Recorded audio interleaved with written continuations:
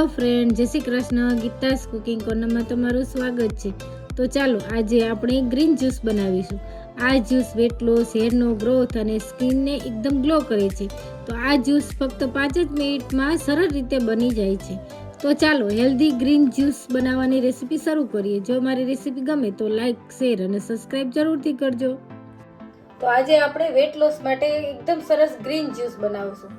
તો આ જ્યુસ છે ને આપણે ગમે ત્યારે તમે જ્યારે વેટ લોસ કરતા હોય ત્યારે પી શકાય અને આ પીવાથી શરીરમાં એકદમ સરસ તાજગી અને સ્ફૂર્તિ લાગે છે.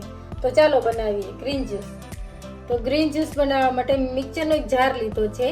એમાં છે ને ફુદીનો સરસ ધોઈ સાફ કરીને રાખ્યો છે, એને આપણે એડ કરી દઈશું.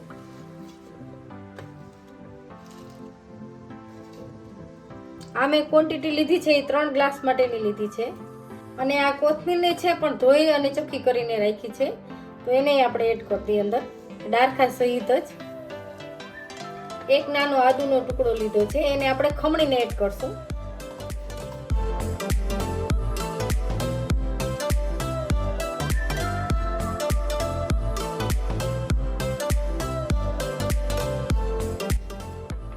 અને એક લીંબુ આપણે નીચવશું.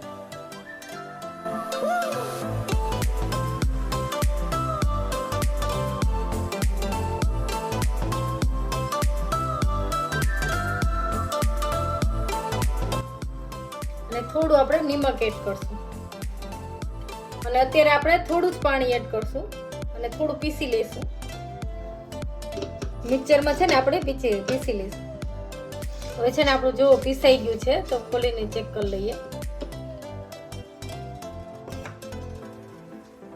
તો પહેલા આપણે થોડું પાણી નાખીને જ આપણે ક્રશ કર્યું એટલે એકદમ સરસ ઝીણું ક્રશ થઈ ગયું છે.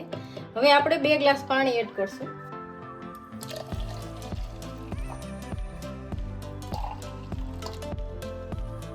હવે પાછું એકવાર આપણે ફેરવી લઈએ મિક્સરમાં.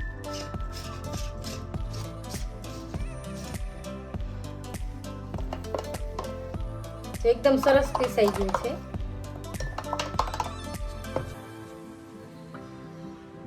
આપણે એક બાઉલમાં લઈ લઈએ. તો આપણું છે ને ગ્રીન જ્યુસ વેટ લોસ માટેનું તૈયાર છે.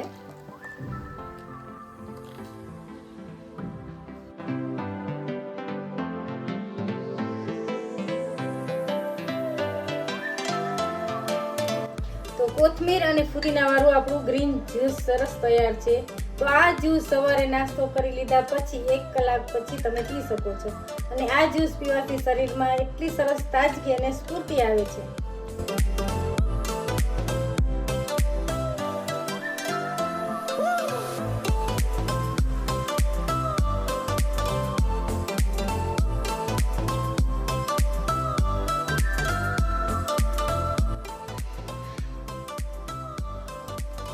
વેટ લોસ માટેનું આપણું ગ્રીન જ્યુસ એકદમ સરસ તૈયાર છે.